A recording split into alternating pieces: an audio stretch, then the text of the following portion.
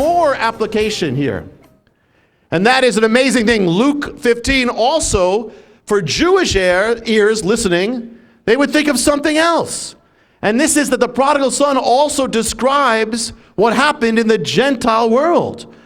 In the beginning, you find the son, again, he departs. He had God, but he departs from God. In the book of Romans, it opens up. It says, it's actually turned to Romans 1.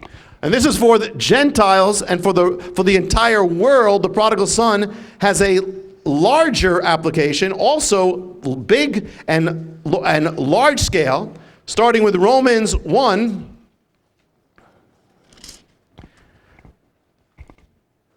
And it speaks here now, Paul, he speaks about the Jew and he speaks about the Gentile falling. And then he's now speaking about the Gentiles. Verse 18, or the nations. For the wrath of God is revealed from heaven against all ungodliness and unrighteousness of men who suppress the truth in unrighteousness, because that which known about God is evident within them, for God made it evident to them. For since the creation of the world, his invisible attributes, his eternal power, divine nature, have been clearly seen, understood, manifested through what has been made, so that they are without excuse. For even though they knew God, he's talking about the Gentiles now, they knew God, they didn't honor him as God or give thanks, but they became futile in their speculations. Their foolish heart was darkened. Professing to be wise, they became fools and exchanged the glory of the incorruptible God for images in the form of corruptible man and birds and four-footed animals and crawling creatures. Therefore God gave them over in the lust of their hearts to impurity, that their bodies would be dishonored among them. And it goes on. They exchanged the truth of God for a lie, worshipped and served the creation instead of the Creator. And it goes on. He's speaking about the Gentiles. So what's he saying? Paul is saying an amazing thing. He's saying the Gentiles actually knew God. And that in the sense that God was revealed to them through nature, through everything around them was revealed to them. And so therefore they knew God in the sense of his creation. Everybody was once under God in Adam. And then they turned away from him. So also the Gentiles is like a prodigal son. They turned away from God and they went their own way. They went into idolatry. They became degraded, just like the prodigal son was degraded with the pigs. They become degraded, and yet in their hearts is still eternity, is still the vacuum of God. So they become degraded there, like the prodigal son. But in the time of Messiah, an emptiness, a spiritual emptiness was sweeping the Roman Empire. It was dark, spiritually debased, and people were literally starving for something spiritual and saying there had to be something more. And so there starts a return, even among the nations. And the Gentiles, like the prodigal son comes humbly to God, the Gentiles at the time of Messiah start coming humbly to God.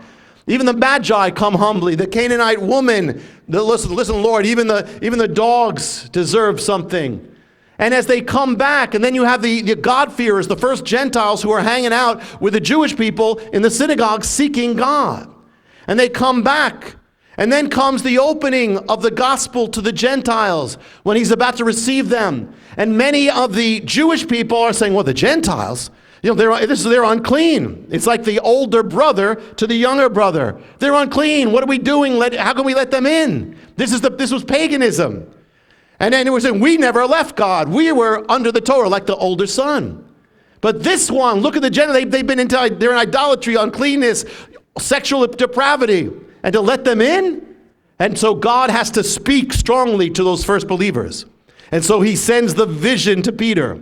He opens up in the heavens the sheet with the unclean animals and says, eat, Peter. And Peter says, I will never do that. He says, eat what I have cleansed. Do not call unclean anymore. And then the people, they come into we're asking, we need to see Shimon, the fisherman, Simon, because we've been sent by a Roman centurion who wants you to come. And so because of that vision, he comes. So God is speaking to the older brother here now about the younger brother coming in, the Gentile, and saying, don't reject them. He's come back. They're alive now. They were dead, but now they're alive. They were lost, but now they're found. And it happens again in the book of Acts, when the church comes together, the first Messianic community together for that thing where they said, what can we do? What do we do about the Gentiles? And that's where Peter stands up and he says, we have to let them in, and let them in simply as they are. They are back.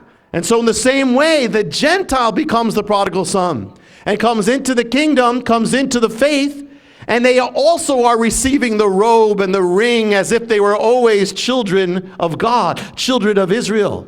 They are received equally with all the blessings that were of Israel. You know, the older son says, I'm with you always, but you give this back. Well, that's exactly what happens. The blessings of Israel come upon the Gentiles. It says in the epistles, it says, you were once excluded, you were aliens, you were strangers to God at enmity, but now you are fellow citizens.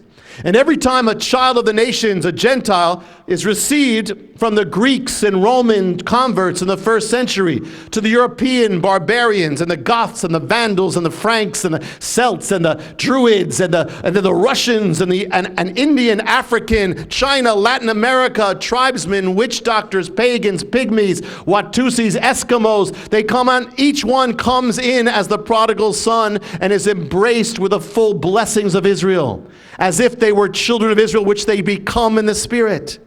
And the prodigal son coming home, that's all the big story here. Once it says, once you were not a people, but now you are the people of God. Once you haven't received mercy, but now you've received mercy. You've received a royal robe, and you received a royal priesthood, a people for God's own position, his possession, his Israel of the Spirit. Not strangers anymore, but welcomed into the house equally. One new man. For this is home. And so every Gentile believer, or every believer who is not born of Abraham, nevertheless is brought into this home, this house, which is a Jewish house, this gospel. And yet they are engrafted equally in. It says you partake of the riches. Actually turn to Romans 9.